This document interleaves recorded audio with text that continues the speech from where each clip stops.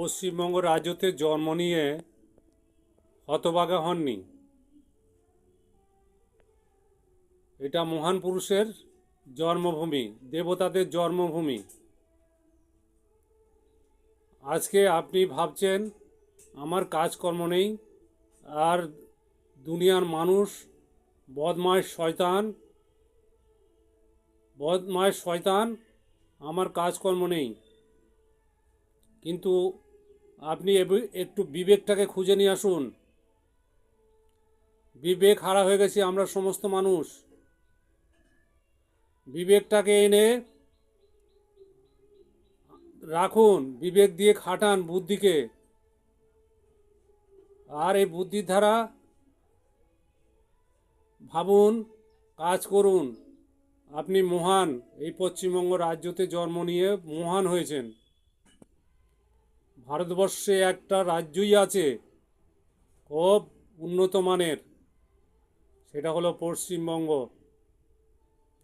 এখানে প্রচুর চোর আছে, প্রচুর চিটিংবাজ আছে, প্রচুর গুন্ডা আছে, প্রচুর নারীদের নির্যাতনকারী লোক আছে। এখানে প্রচুর অসুর আছে, প্রচুর ঠাকুর আছে, ভাওতাবাজি। সমাজের বয়স্করা প্রচুর শয়তান, বদমাশ।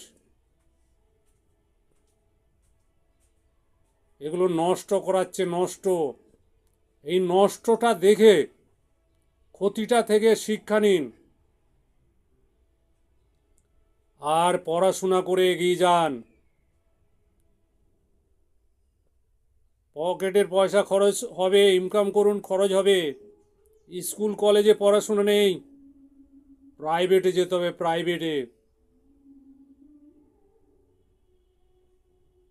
শরীর সুস্থ রাখতে হলে প্রাইভেট ডাক্তার দেখাবেন, হাইফাই যাবেন না।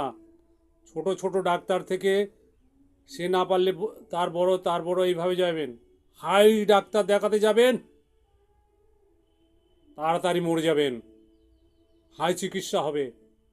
একজন বলেন না, মরতে হয় বড় ডাক্তারের কাছে মরবো, সে গাধার ঘাড়ে চলে যাবে, সে গাধার ঘাড়ে চলে যাবে। সে রাগে বলছে, অহংকারে বলছে।